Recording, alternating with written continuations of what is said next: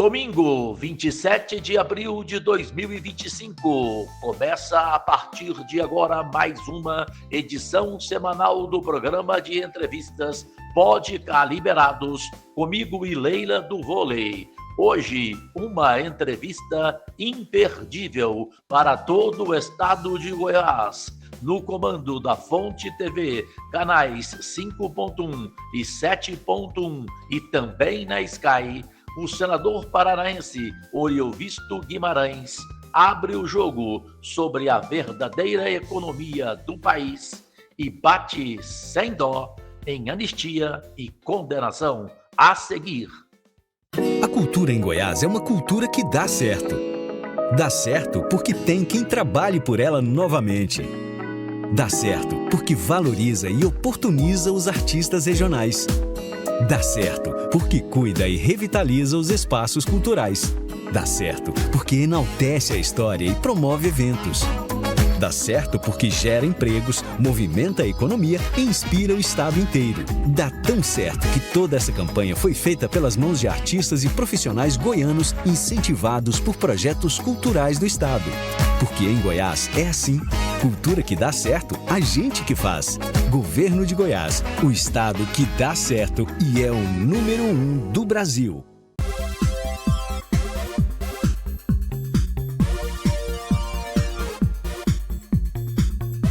Podemos entrar aí nas suas casas? Se vocês permitem, agradecidíssimo e o desejo sincero de sempre de alegrias e vitórias em suas vidas de seus familiares neste 2025. Hoje, domingo, 27 de abril, e é dia de Pode Cá Liberados, o programa de entrevistas mais comentado na mídia brasileira, sempre domingo, 10h30 da noite, para o mundo inteiro, no comando da Sul TV, pelos aplicativos Smart TV, todos eles em 192 países. Neste programa sempre é o privilégio da parceria na entrevista com esta guerreira mundial das quadras, hoje para a vida pública como senadora destaque e símbolo do nosso Senado Federal no Distrito Federal.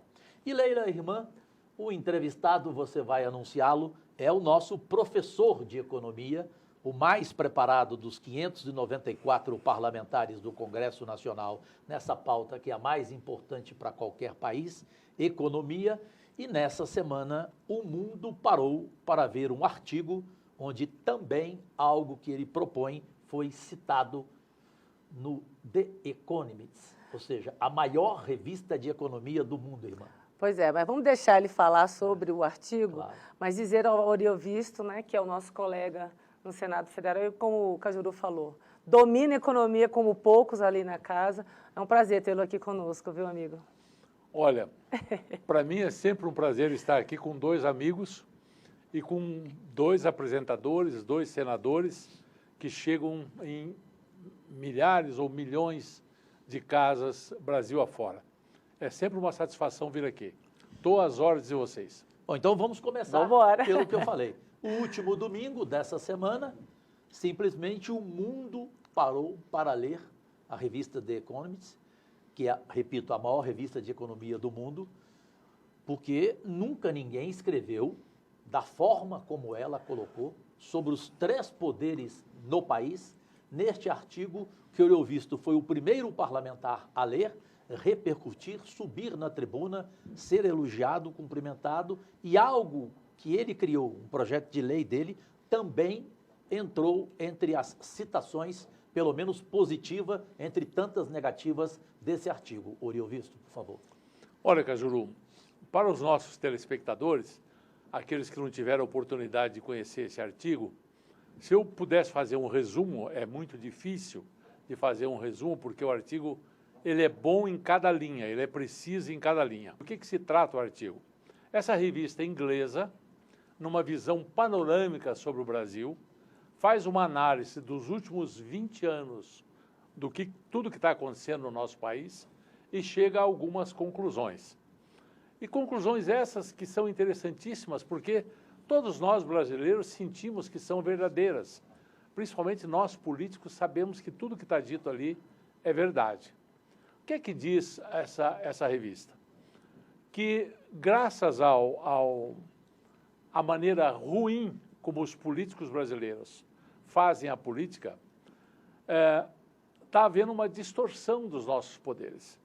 O brasileiro já não acredita mais no poder executivo, não acredita mais no poder legislativo, que é o Congresso Nacional, e cada vez acredita menos no poder judiciário. Se nós olharmos os últimos 20 anos, nós vamos ver Lula envolvido em corrupção, julgado e preso.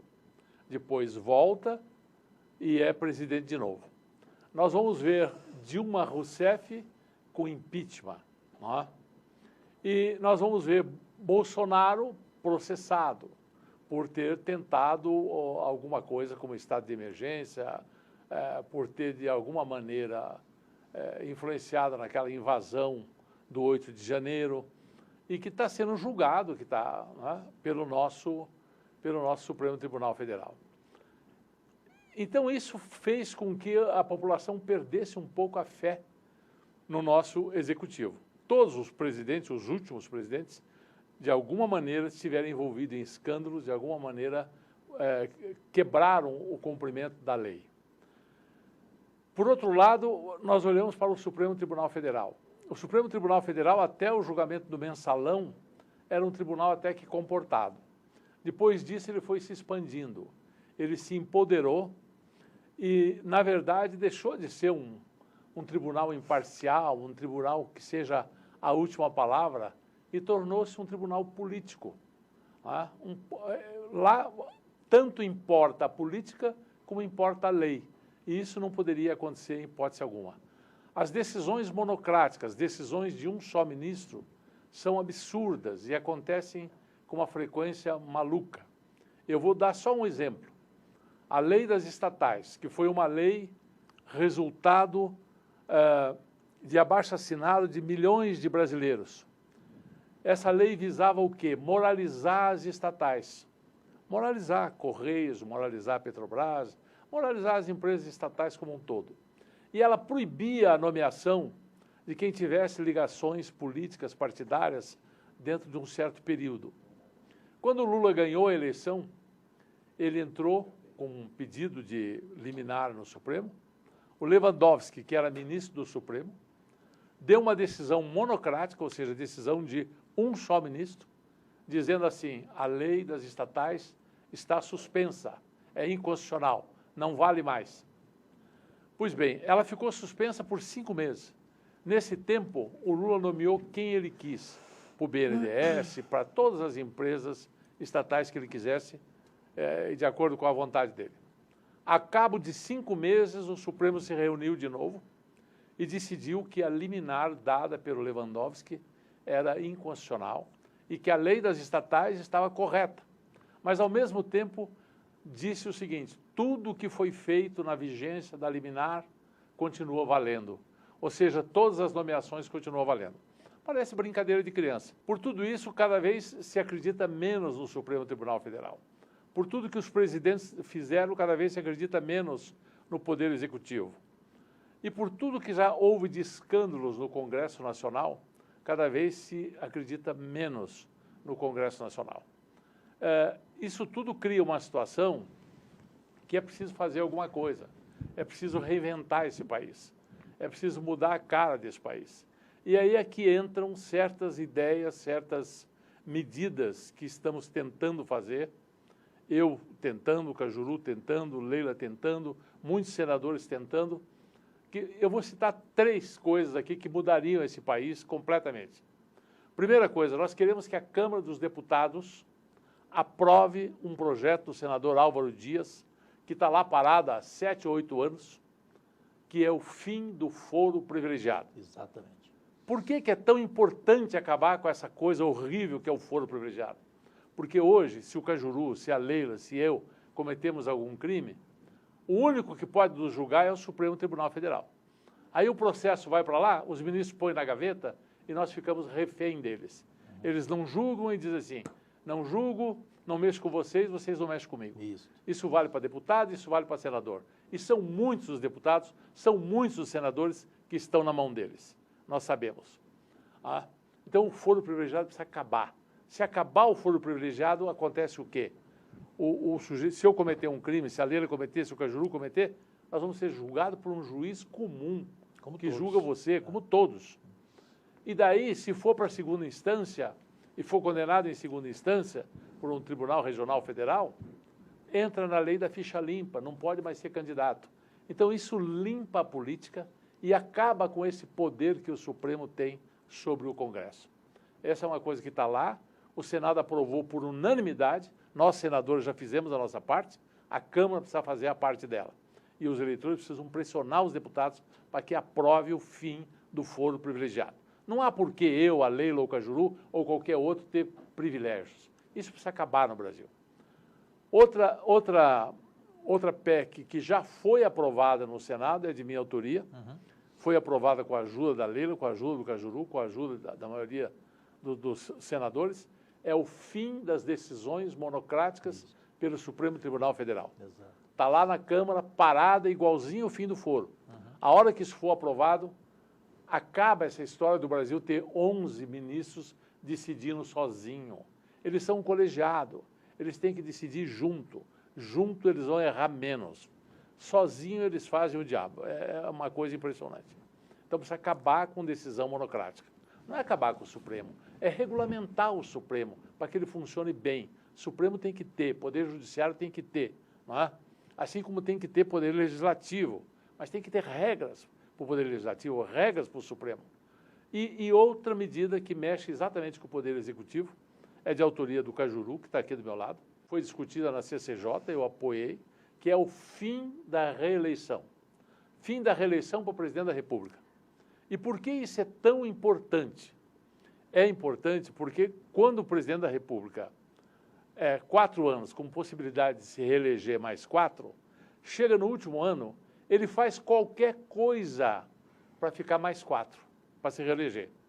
É como assim, se você estivesse dirigindo um carro, a estrada está maravilhosa, o asfalto está bom, aí vem um aviso pelo Waze ou pelo GPS que você estiver usando, dizendo assim, olha, daqui a 1 quilômetro tem uma cratera, se você não desacelerar, se você não frear, você vai cair nesse abismo e vai morrer.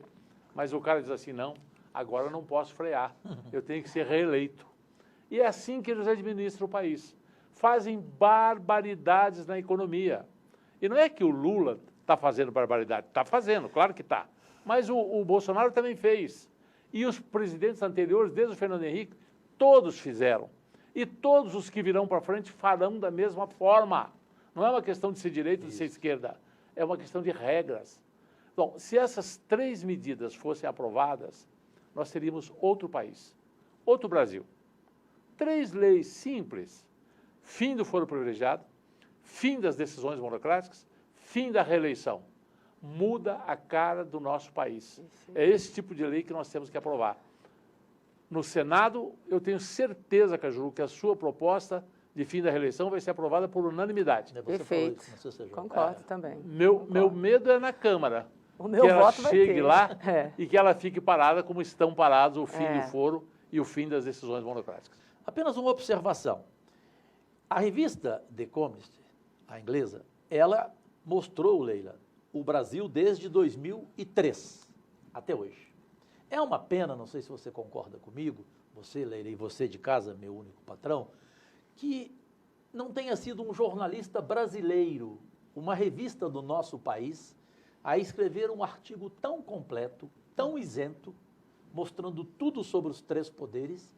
E só acrescentando, Oreovisto, na questão, quando você fala do fim da reeleição, para minha alegria, batizada pelo ex-presidente do Congresso Nacional, Rodrigo Pacheco, e acompanhada também pelo presidente atual, Davi Alcolumbre, e para minha história, se chama PEC Cajuru, na Câmara, antes existia uma expectativa, Leila, negativa. Hoje já não, Oreovisto. Por quê? Porque no projeto com o relator Marcelo Castro, ele colocou mais 1 ano para o mandato de deputado federal, de vereador, de deputado estadual. Então, como não passar se o deputado federal vai ter mais 1 ano de mandato, te pergunto. Então, eu achei isso muito bom, porque o Brasil hoje tem eleições a cada 2 anos. Isso.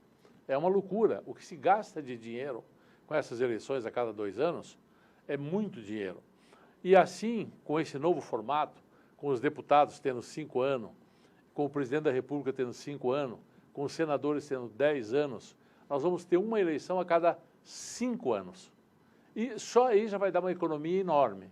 E a economia maior vai ser que os presidentes da República não poderão ser reeleitos. Então não tem aquela história de chegar no último ano e gastar o que tem e o que não tem para enganar o povo e ser reeleito. Só por isso o projeto já vale. E Leila, só você já ouviu essa frase? A inveja é o único sentimento que ninguém confessa. O sujeito confessa tudo. Então, como tem invejoso no nosso meio político, como no meio artístico também é igual, é só para que ninguém tenha dúvida. A minha PEC, que também apresentou, além do mandato de 4 para 5 anos, as eleições alinhadas a cada 5 anos. Portanto, também foi minha e não do relator. Leila. Perfeito. Oriovisto, você, como economista, claro, né, está sempre ali falando no plenário a respeito da economia, fazendo as suas avaliações e análises sobre a economia do nosso país. E também o contexto geopolítico mundial. Eu pergunto a você, qual é a sua avaliação da atual política econômica e fiscal do governo? Ó, Leila, você sabe que sobre esse assunto, se vocês não me cortarem, eu falo até o final do programa. Então eu vou tentar resumir o que eu acho. Olha, para que as pessoas que estejam em casa possam nos entender. Porque sempre que falam de economia, falam de maneira muito complicada e as pessoas acabam não entendendo. Esses dias nós tivemos a entrevista com o presidente do Banco Central, o economês que ele rasgou lá era impressionante, né? Mas então, não vamos falar em economês, vamos falar em português bem claro. A melhor maneira de entender economia é pensar no que você faz para a sua vida. Como é que você faz na sua casa? Olha, uma coisa que todo mundo entende é que ninguém pode gastar mais do que recebe. Se eu ganho 10 mil, eu devo gastar um pouco menos que 10 mil e, de preferência, guardar um pouquinho para os dias difíceis. Agora, imagine que eu resolva gastar mais que 10 mil.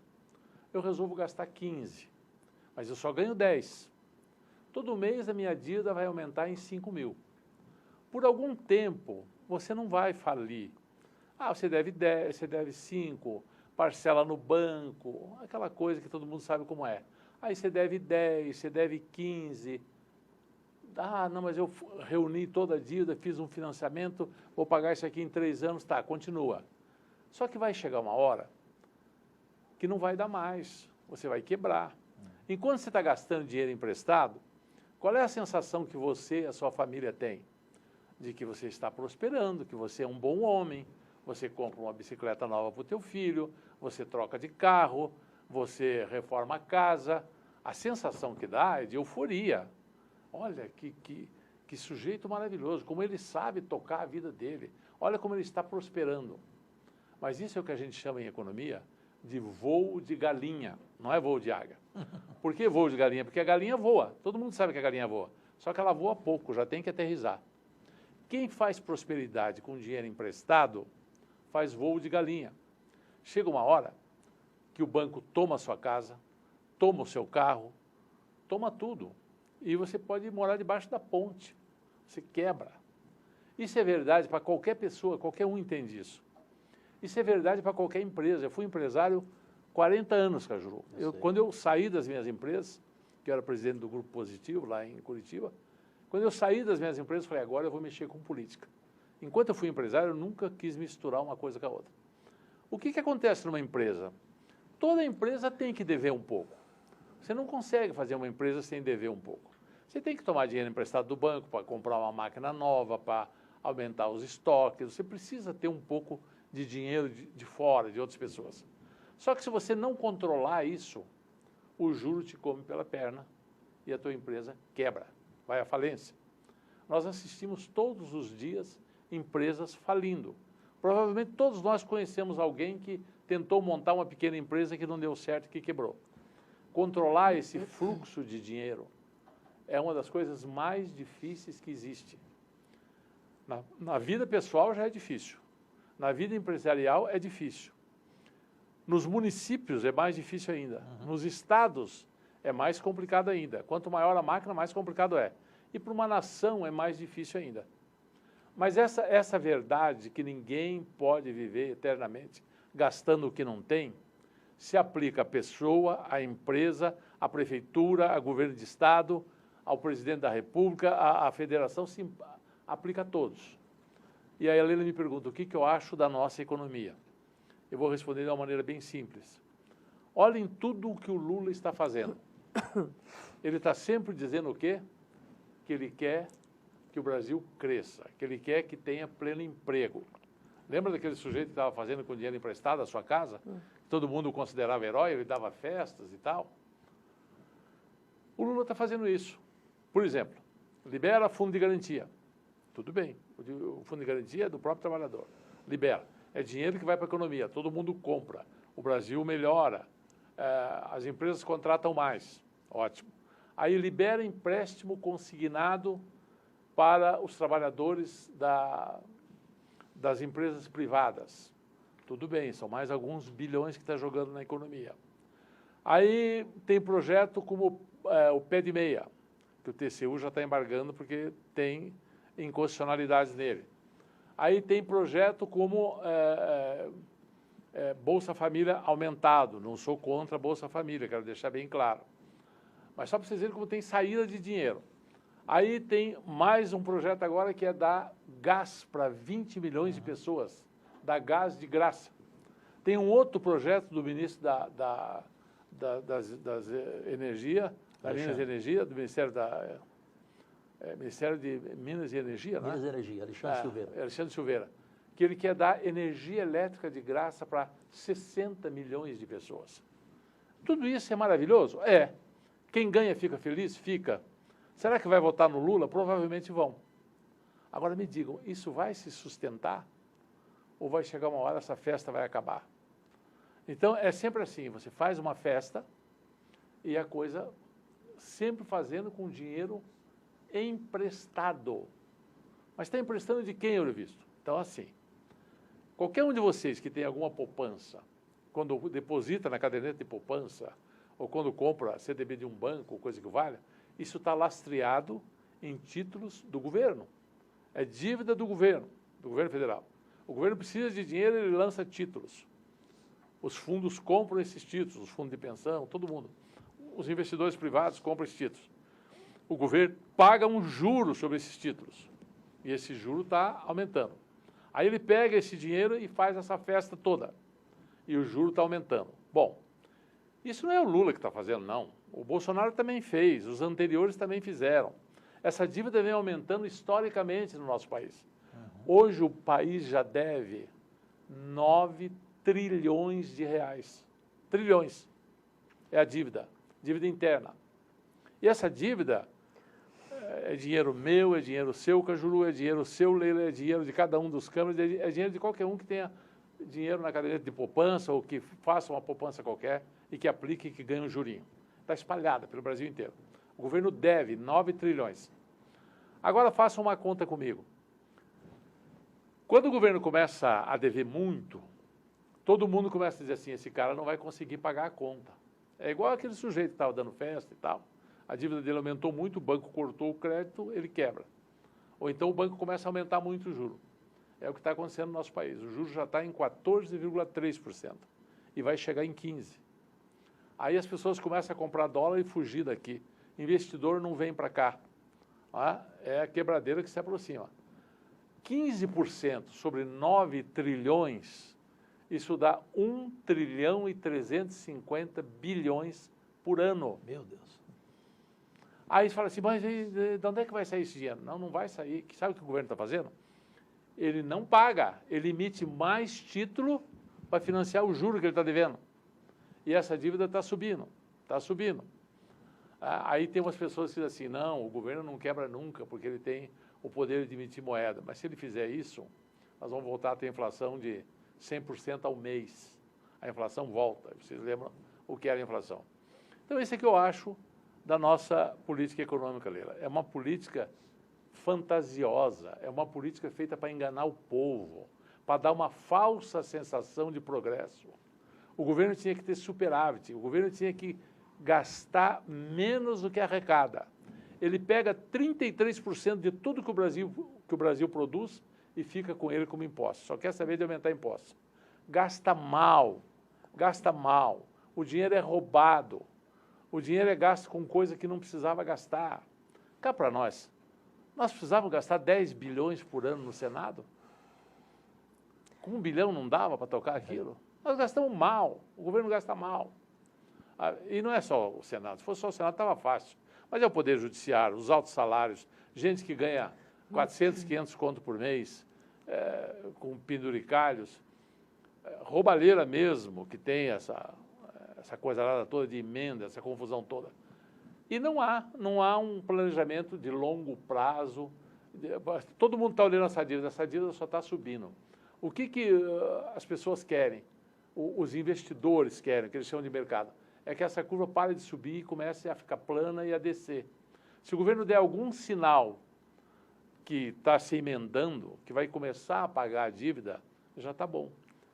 Abaixa o juro, abaixa a inflação, as pessoas acreditam mais nesse país, vem mais investimento para cá, aumenta o emprego, mas daí de uma maneira sustentável. Do jeito que estão fazendo, é voo de galinha. Vai dar muita confusão por aí nos próximos 2, 3 anos. Eu vou aproveitar, né, muito em cima da sua fala, te fazer uma pergunta, porque você é muito técnico, né, tem um profundo conhecimento sobre economia. Como que a gente concilia, né, a questão de cortar gastos com o enfrentamento às desigualdades do nosso país, né? Porque a gente escuta a versão do governo, a gente escuta daqueles que defendem a questão do corte de gastos, mas como é que a gente consegue conciliar isso, entendendo que o Brasil ele tem sérias questões, sérias desigualdades, sérios problemas a serem enfrentados nesse sentido? Como é que controla o gasto, conciliar o corte de gasto com o enfrentamento às nossas desigualdades? Ótimo. Olha, Leila, elegendo prioridades. O Brasil tem que ter uma política de prioridades. O que é prioridade? Por exemplo, eu acho que atender crianças que não têm alimentação adequada, que não têm saúde adequada, que não têm estudo adequado, isso tem que ser uma prioridade absoluta, porque as crianças são o nosso futuro. As crianças são, se temos algum futuro, está na formação dessas crianças. Tem dinheiro para isso? Tem e sobra. Não é esse o problema. Quanto às desigualdades, eu acho que assim, por exemplo, você tem Bolsa Família, tirar alguma pessoa da miséria e tal, concordo também, precisa ter. Só que não pode ser eterno, tem que dar um prazo. O cidadão, a melhor ajuda que você pode dar ao cidadão é ele ter um emprego, é ele ter a dignidade dele restabelecida. Se nós tivermos uma política séria no governo, que não gaste com coisas que não precisam ser gastas, que não deixe roubar, que não gaste com superficialidade, tem dinheiro para fazer programas sociais para combater a desigualdade? Tem. E dá para fazer um país maravilhoso, que vai crescer sempre, que vai crescer de maneira sustentada, porque vai ter mais investimento, é mais demorado, é mais sofrido. E muitos privilégios que tem hoje vão reclamar. Gente que está ganhando sem trabalhar, um monte de coisa mal feita hoje, gente que está vendendo para o governo pelo dobro. Eu trabalhei numa estação de televisão, me permita, eu não vou dizer o nome, mas eu trabalhei, lá atrás, bem lá atrás eu trabalhei. Haviam 2 tabelas, uma tabela para o anunciante comum, outra tabela para o governo, era o dobro. Eu fui dono de rádio, eu sei disso. Você sabe disso. Mas se fosse só na rádio e na televisão, estava fácil, né, Caju? Isso é em tudo. Isso é para tudo. Tudo. Então, se tivesse uma administração para valer, a coisa muda, Leila. Dá para conciliar, é possível conciliar sim. Perfeito. Bom, por que Leila e eu, brasileiras e brasileiros, minhas únicas, vossas excelências, temos Oriovisto Guimarães, o senador paranaense, como referência no Congresso Nacional? Veja se vocês vão concordar. Toda vez que ele sobe à tribuna, Leila, qual a diferença do Oriovisto? Não sei se vocês perceberam. Ele não ofende ninguém, ou seja, ele opina com os seus argumentos. Porque o que eu fico triste de ver no Congresso Nacional é alguém, para defender a sua ideia, bater num governo, somente nele, esquecer os anteriores, como fez o Oriovisto, o contrário. Ele falou que todo o governo cometeu esses erros que estamos vendo hoje. Então, essa é uma diferença. Aí cabe a pergunta: Oriovisto Guimarães não é nem direita e nem esquerda, e como você se define politicamente? Cajuru, olha, esse compromisso, essa profissão de fé com uma ideia única, eu acho muito pobre. Eu conheci pessoas que batiam no peito e diziam assim, eu sou de direita, ou eu sou comunista, ou eu sou isso, ou eu sou aquilo. A pessoa perde a sua capacidade de raciocinar, de ver o que é bom e o que é ruim, e começa a se diluir numa ideologia, num conjunto de ideias. É uma tristeza, porque a verdade absoluta não está com ninguém. Pode dizer que todo mundo que é de esquerda pensa errado? Não, tem muita coisa no pensamento de esquerda que é muito bom, e tem muita coisa no pensamento de direita que é muito bom. Agora, o radicalismo, essa ideia de que só eu é que sei as coisas e que o outro é um horror, isso é uma pena, porque daí nós não vamos conseguir a coisa mais importante para o ser humano, que é a união, que é trabalhar junto, né? Que é decidir em cada caso o que é melhor, honestamente o que é melhor. Não precisa ser prisioneiro de uma fé, ou de uma ideologia, ou de uma ideia fixa. Você tem que ter a coragem para ter dúvida de vez em quando, ser capaz de saber que você pode errar de vez em quando, que você pode acertar de vez em quando, e que você deve ouvir os seus pares e que ninguém é dono da verdade. Eu acho que isso é o mais importante. A maioria geralmente está com a verdade, não é? Por isso que eu gosto da democracia. Você se define com uma palavra como? Liberal, centro-direita, centro-esquerda, como? Eu sou democrata. Eu sou democrata. O seu pai tinha ligação, por falar em comunismo, com Luiz Carlos Prestes, que era minha paixão? Meu pai foi simpatizante do Luiz Carlos Prestes. Aliás, eu me mudei para o Paraná porque meu pai, com aquelas questões políticas dele e tal, acabou vindo morar numa fazenda no interior do Paraná. Foi assim que eu vim para o Paraná. Uhum. Mas isso nós estamos falando de 1900 e bolinha, né? Eu vou fazer 80 esse ano. Não era para contar a minha idade, mas eu já estou contando. Sensacional. Só para mostrar que faz muito tempo. Leila, admirável. Você fala muito dessa questão do combate aos privilégios. A gente, em vários jantares, em várias situações, nós sempre conversamos, né, sobre essas questões. Em que área você vê que é exorbitante? Em que setor você enxerga de forma, assim, digamos, escancarada essa questão dos privilégios, da forma exorbitante como aquela profissão, aquele setor tem, né, exerce, né, essa força toda? Bem, só acrescentando essa mais uma ótima pergunta da Leila, para informação sua. O senador Eurípides Guimarães tem avião próprio.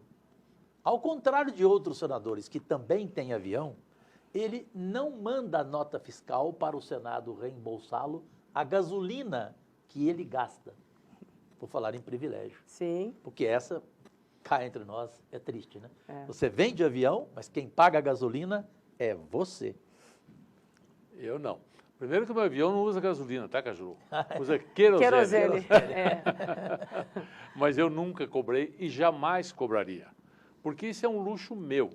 Eu trabalhei 40 anos na iniciativa privada, fiz fábrica de computadores, fiz uma universidade, fiz uma grande editora, a maior gráfica do Brasil, e ganhei dinheiro pagando imposto. E quando comprei esse avião, paguei um saco de dinheiro de impostos. Isso ajuda a dar emprego também para quem fabrica o avião, que é a Embraer, que é uma companhia nacional. E é um luxo que eu posso me dar por uma vida de trabalho. E quando eu deixar de ser senador, eu vou vender o avião, né? E daí, se eu tiver o dinheiro e não tiver o avião, tá tudo bem, né? Porque o avião pega mal. Mas, Leila... Mas os privilégios que a Leila perguntou. Privilégio, Leila, eu acho o seguinte, todo privilégio que você conquista por mérito seu, por exemplo, você foi campeã brasileira de vôlei. Você sabe o quanto de esforço, o quanto de treino, o quão honesto foi aquela conquista. Você não teve ninguém te ajudando a ser campeã.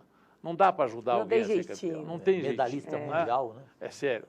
Cajuru tem um sucesso como radialista, como entrevistador, como político e tal. Todo mundo conhece a vida do Cajuru, sabe o quanto ele trabalhou, o quanto ele deu duro, o quanto já perdeu de dinheiro também, não é? E a mesma coisa aconteceu com a minha vida e acontece com a vida de tanta gente.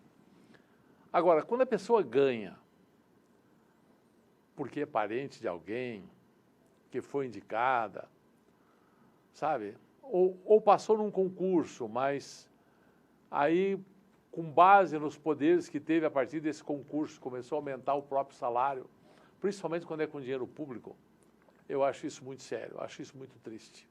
E aonde eu vejo, para não fugir da sua pergunta, os piores exemplos é no Poder Judiciário.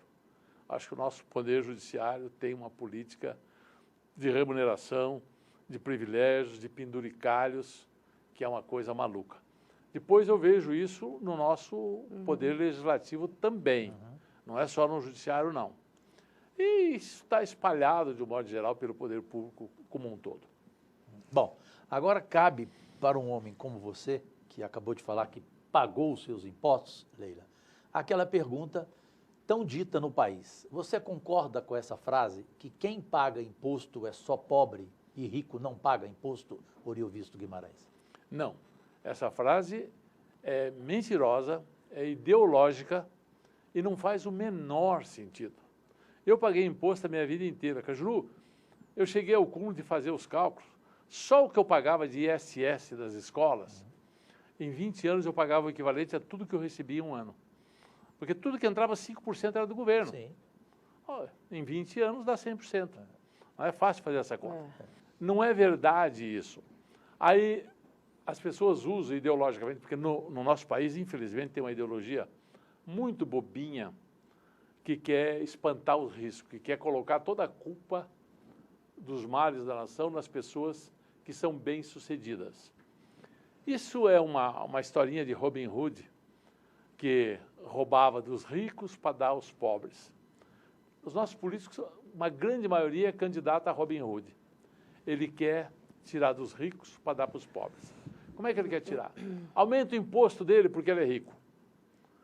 Mas eu sempre faço uma pergunta para ele, o seguinte: se não fossem os ricos, como é que o Robin Hood ia viver? Ele ia ter que trabalhar ou ia ter que roubar os pobres, né? Porque essa conta não fecha. Vejam que coisa interessante. Quanto mais bilionários tem num país, mais rica é a população. O país que mais tem bilionário é os Estados Unidos, é onde a população é mais rica. Depois tem outros países, você vai vendo, e vai comparando com a renda per capita. Quando você tem muitas empresas, muitos empreendimentos, muita gente com dinheiro criando empresas, fazendo coisas, empregando pessoas, ninguém ganha dinheiro sozinho. Eu, quando deixei a minha empresa, eu deixei ela com 10 mil funcionários. Muitos começaram ali como office boy, chegaram a diretor, tinha muita gente. Eu tive vendedores da Positivo Informática que ganhavam mais que eu. Por quê? Porque ele ganhava comissão. E ele vendia uma barbaridade de computador e ele ganhava mais que eu. E tudo bem. E aí vinha alguém reclamar para mim, o contador, ou outro, dizendo, por que ele ganha tanto? Eu digo, é fácil. Quer ganhar igual ele? Vai lá e consiga vender como ele consegue. É simples assim. Né? Você faz, você recebe. O empresário, dizem que o empresário não paga imposto, porque é o seguinte, você tem uma empresa, aí você faz a empresa, você investe tudo na empresa, trabalha anos, se der prejuízo, o prejuízo é só seu. O governo não é sócio no teu prejuízo. Mas se der lucro, o governo é sócio do lucro. Aí ele leva um pedaço. Aí você faz a declaração da empresa, da pessoa jurídica. Normalmente você paga 27% de tudo que você ganhou. Então, se você ganhou 100, 27 é do governo. Bom, antes disso, você já pagou ICMS, você já pagou uma série de outros impostos que vêm embutidos nas mercadorias. Bom, a carga tributária do Brasil chega a 33%. Né? Aí, quando você terminou, a empresa é tua, João Ilimitado, você fez, trabalhou, fez lá uma padaria, sei lá o quê, ganhou 10 mil reais.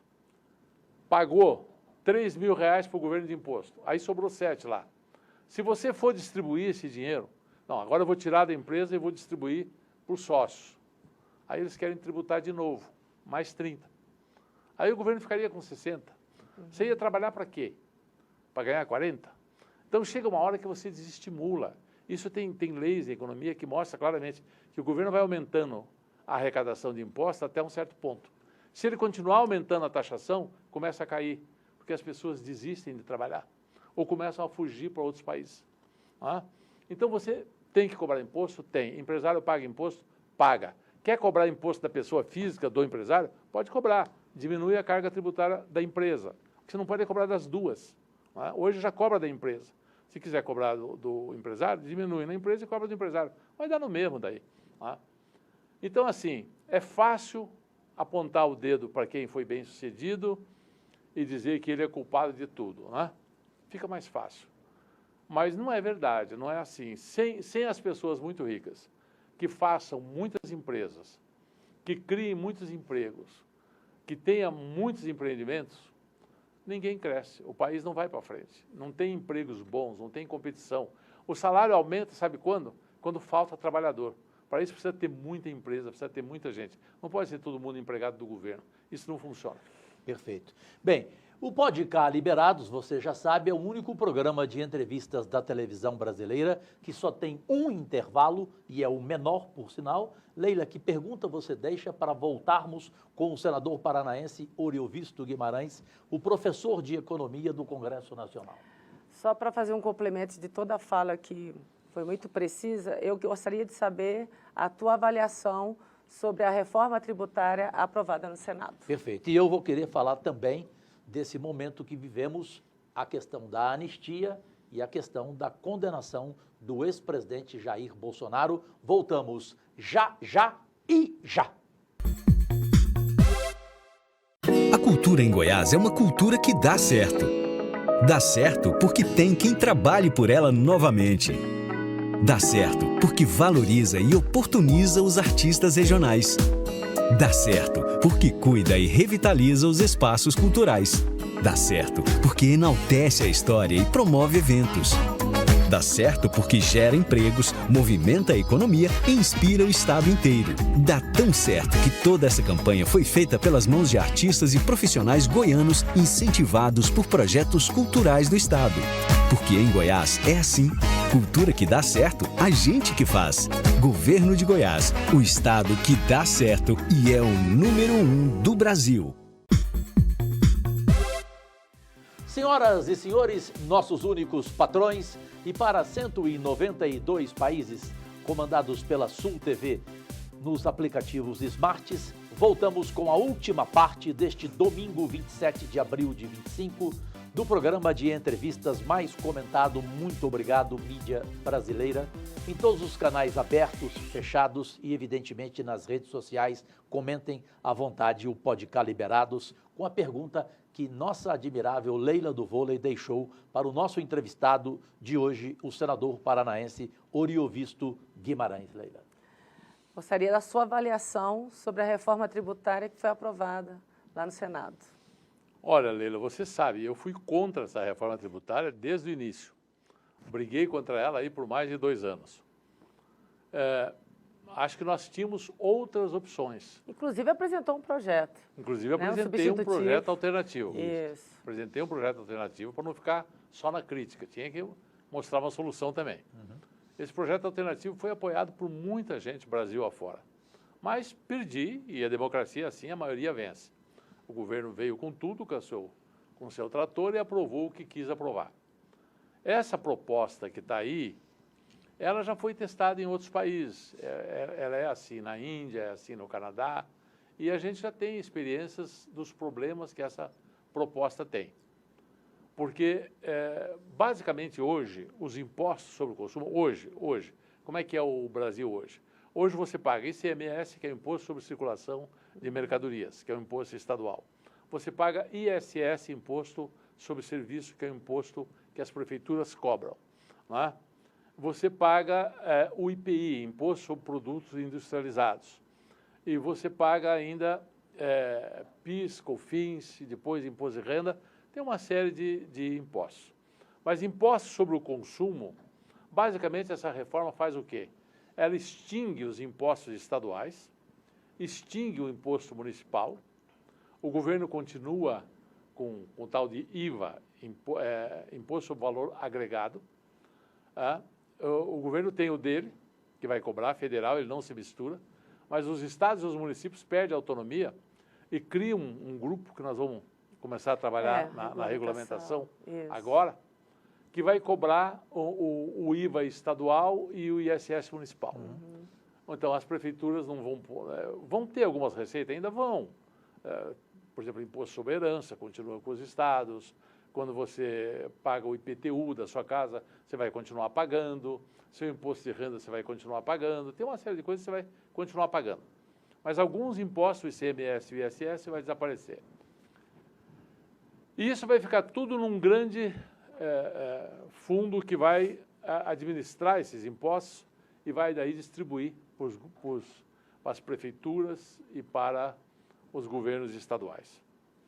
Dizem que isso traz benefícios para não ter imposto sobre imposto na linha de produção, quando você compra insumos. Olha, nós poderíamos evitar esse imposto sobre imposto com outros projetos mais simples. Eu acho que essa reforma vai dar uma grande complicação. Primeiro que eles estão prevendo implantar isso durante 10 anos. Uhum.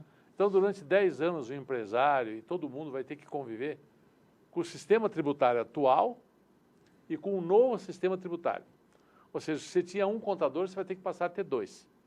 Eu acho que daqui a 3, 4 anos, quando estiver no meio dessa transição, as pessoas vão entender o quão louco é isso que fizeram. Mas, enfim, passados os 10 anos, se sobrevivermos todos, é um sistema que funciona, tem defeitos e tal, mas que pode até dar certo.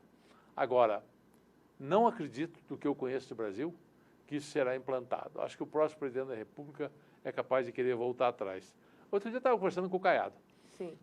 Que é governador aqui de Goiás, e que é candidato a presidente da República. E ele me disse, se eu for eleito presidente da República, a primeira coisa que eu vou fazer é botar um freio de arrumação e mudar essa reforma toda. Uhum. Então, assim, 10 anos, vamos passar pelo menos mais 2 presidentes da República lá. Vamos ver o que vai dar. Acho uma grande confusão, não gosto não. Teríamos coisa muito mais simples para fazer, de aplicação imediata, mas o Haddad quis esse caminho, o Lula quis esse caminho, a maioria do Congresso quis esse caminho, só me resta dizer sim, senhor, e obedecer a maioria, né? Por falar em Congresso, a gente nunca esteve, senador Oriovisto Guimarães, Leila, e vocês aí do outro lado, tão próximos da votação favorável à anistia daqueles presos pelo 8 de janeiro. Uhum. Isso na Câmara. Pergunto a ti, qual a diferença da anistia para aqueles presos pelo 8 de janeiro? Merecem ou não a anistia? Para a anistia que também querem ao ex-presidente Jair Bolsonaro, que será julgado e poderá ser condenado. Olha, primeira coisa, Cajuru, que eu quero dizer sobre todo esse movimento, que a maneira como o Supremo Tribunal Federal está julgando isso não é boa, não é correta. Aliás, o artigo da revista, nós conversamos o programa falando isso, eu não citei porque era um resumo, mas ele disse que o Supremo pretende julgar o ex-presidente Jair Bolsonaro com a primeira turma, se não me engano. Com 5 votos. Com 5 senadores. Com 5 ministros, perdão. 5 ministros. É. E entre esses ministros tem o Zanin, que é ex-advogado do Lula. Sim. E tem o Flávio Dino, que era ministro da Justiça do Lula. O que a revista argumenta? Que deveria ser os 11, porque daí teria os ministros que o Bolsonaro também nomeou. Uhum. Não é? O André Mendonça e aquele o Nunes Marques. Seria uma coisa mais democrática, melhor. Uhum. Mas vão jogar com 5 só. Eu acho que tudo isso cria desconfiança.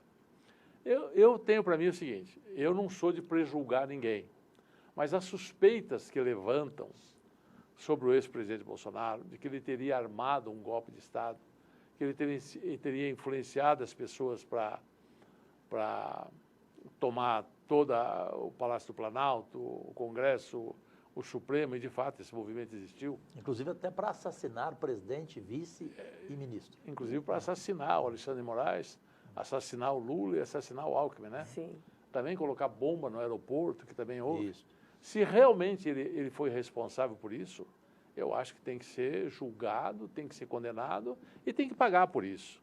Porque saiu fora da lei, não pode. Não pode. Me desculpe aqueles que amam o Bolsonaro, mas ninguém pode fazer isso. Nem o de direita, nem o de esquerda, nem o de ninguém. Por isso que eu digo, eu sou um democrata. Quem atenta contra a democracia... Aliás, eu vivi numa ditadura. Eu vivi o regime de 64. Quem não viveu não sabe o que é uma ditadura. É muito ruim. É muito ruim. Tem roubalheira, tem todos os defeitos que tem a democracia, com uma diferença. A imprensa é censurada e você não fica sabendo. E a tua casa pode ser invadida a qualquer hora e você não tem direito nenhum. Então, eu acho que se alguém atentar contra a democracia, tem que ser julgado. Agora, por outro lado, as penas que o Alexandre de Moraes está impondo a essa massa de manobra, a esse povo que invadiu os órgãos públicos, eu acho que invadiram o órgão público, quebraram o vidro, fizeram coisa errada, tem que pagar. Mas não pode você, porque uma mulher pegou um batom e escreveu "perdeu Mané" na estátua da Justiça na frente do Supremo. Tomar 14 anos? Tomar 14 anos de cadeia. Isso é uma coisa desproporcional, uma coisa sem sentido.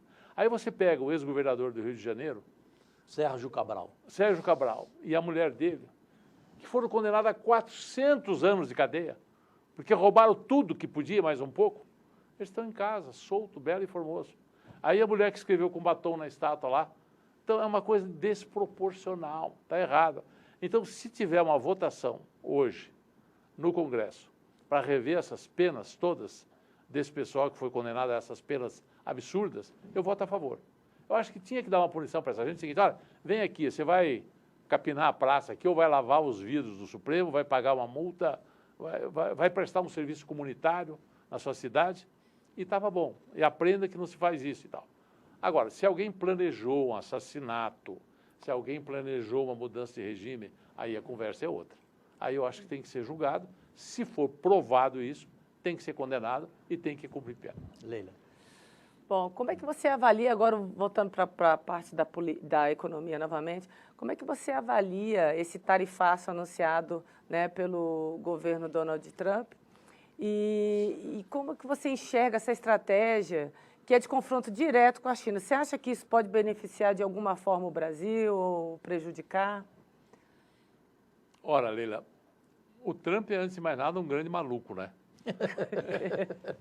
Ele muda de opinião igual o cara bagunçou. Dizem que o Cajuru é maluco. Não, o Cajuru perto do Trump é fichinha. Nossa, e como? Não é uma postura de presidente da maior nação do mundo, maior economia do mundo, a nação mais poderosa do mundo.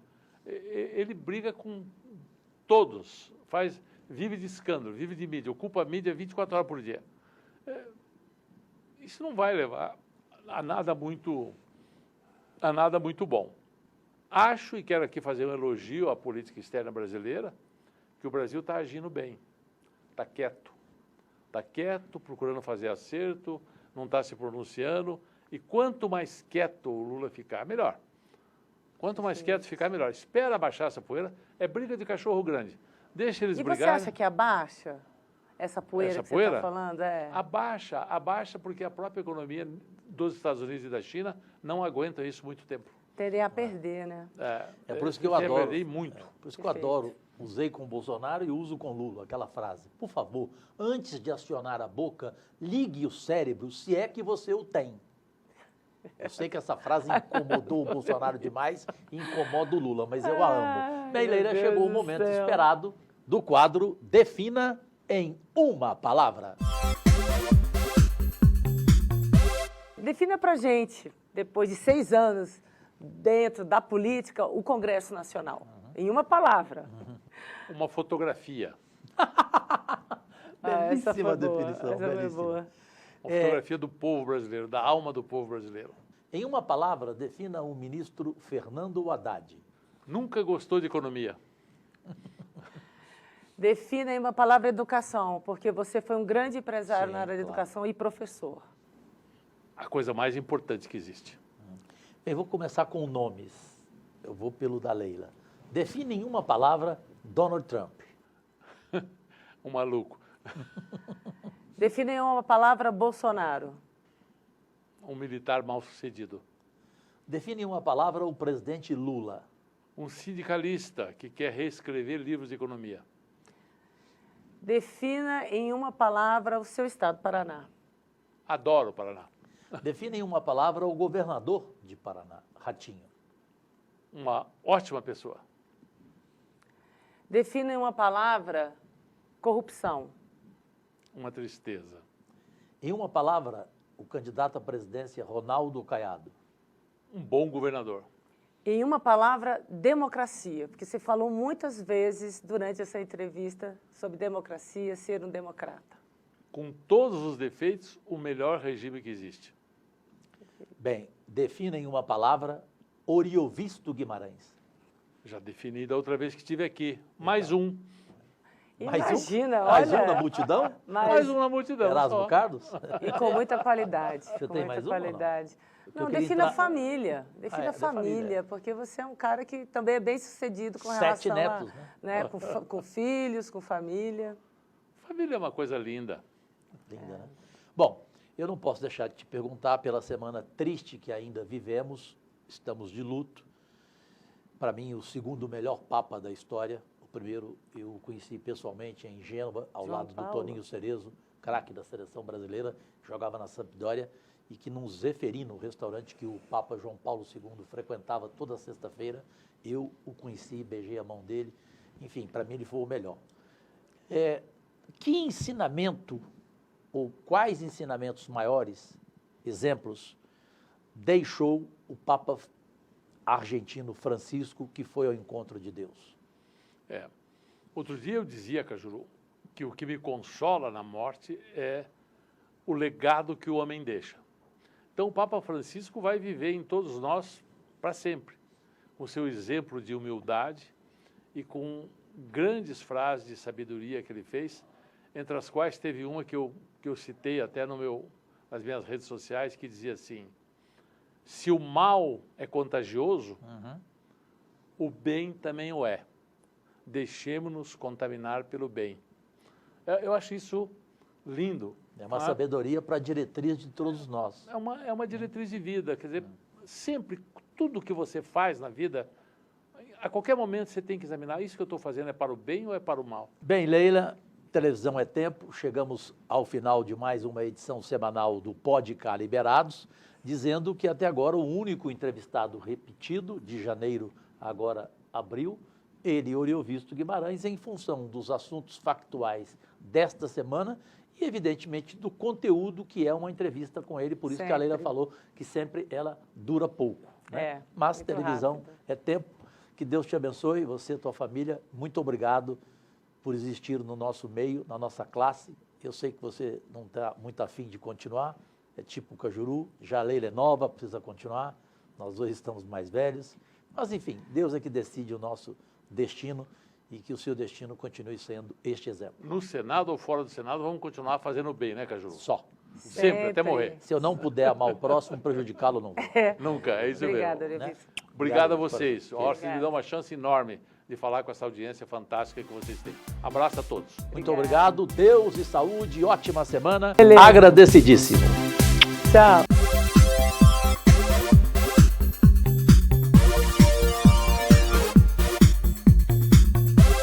A cultura em Goiás é uma cultura que dá certo. Dá certo porque tem quem trabalhe por ela novamente. Dá certo porque valoriza e oportuniza os artistas regionais. Dá certo porque cuida e revitaliza os espaços culturais. Dá certo porque enaltece a história e promove eventos. Dá certo porque gera empregos, movimenta a economia e inspira o estado inteiro. Dá tão certo que toda essa campanha foi feita pelas mãos de artistas e profissionais goianos incentivados por projetos culturais do estado. Porque em Goiás é assim.